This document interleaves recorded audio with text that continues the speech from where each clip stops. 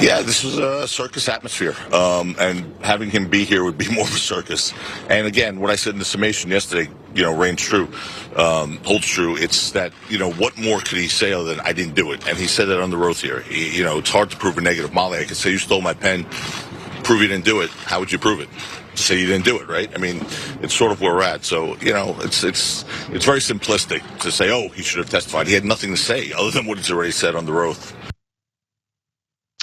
Okay, so providing for Trump a few easy outs. Well, you can't prove a negative. Well, okay, under Joe Tacopina's argument, you would almost never be able to prove whether an attack like this actually happened, which is a convenient standard to set forth when you are in the business of representing people who sexually assault other people. I understand why you might want to do that as Joe Tacopina. The issue is that while, yes, theoretically, it is difficult to prove one way or another.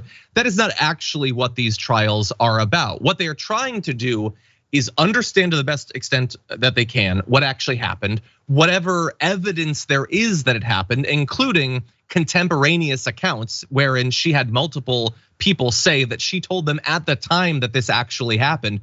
Those are the sorts of things that play into whether a jury thinks that you are liable for it. There are other things too. For instance, were you to be on camera saying you sexually assault people, then they're probably going to use that in their judgment as well. You'll notice that Joe Tacopina does not talk about any of that. He says that he denied that he did it. What he didn't talk about was that he also said that he only sexually assaults, I guess, people who are attractive enough, and the lawyer isn't attractive enough for him to want to sexually assault her. These are all things that, look, we can talk about the back and forth. The jury also saw it though.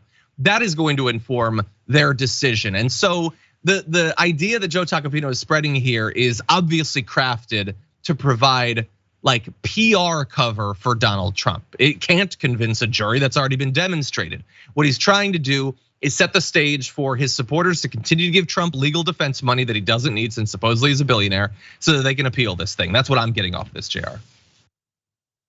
Yeah, the whole point is to try and to change the way that folks are seeing or thinking about this. As we go through some of these responses and the way these politicians are talking about this whole thing, this I think maybe part of what Tacopina is going through here is they're worried about, of course, the way people are seeing him now, or potentially may see him as we go into the political realms of this whole thing. So they want to get ahead of it. They actually kind of oddly don't care about the result or maybe the money, maybe to a degree the money that he has to pay out now, but they're concerned about how people will now see him, which oddly, this is the way he's portrayed himself the entire time, and it's been just fine so far. So maybe they're seeing there's some shifts in the way people are thinking outside of Marco dumbass Rubio.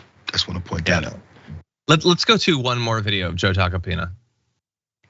It was strange. Part of me was obviously very happy that Donald Trump was not branded a rapist. I didn't think there should be any liability findings, so we'll pursue it. We'll pursue it, Adam.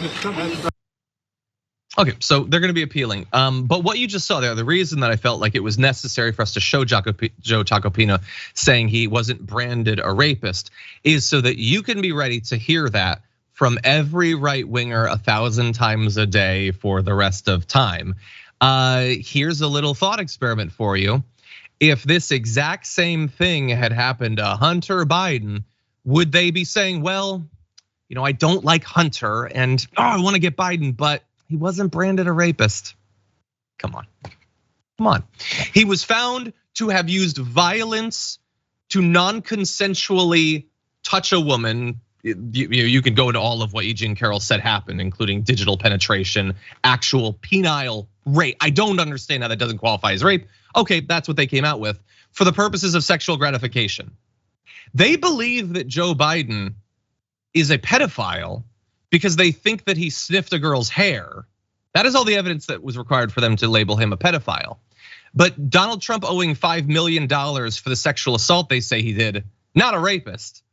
Like, think about the rhetorical gap there that they want to pretend exists, but of course does not. But I've already seen it all over Twitter. That's what they're all saying. Every one of these people who believes that they believe that Hillary Clinton eats the faces of babies based on no evidence, think that Donald Trump is not a rapist because he was just found to have sexually assaulted, not raped Eugene Carroll. It's a very convenient defense there.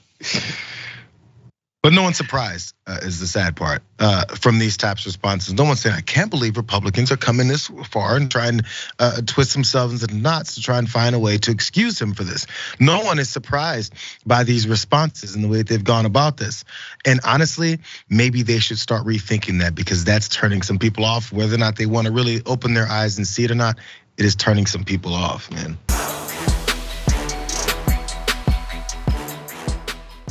For more political news breakdowns, interviews, stories of activism, and me trying my hardest to care about the occasional big celebrity news story, subscribe to our YouTube channel at youtube.com/The Damage Report. And you can ring the bell wherever it is so you don't miss anything.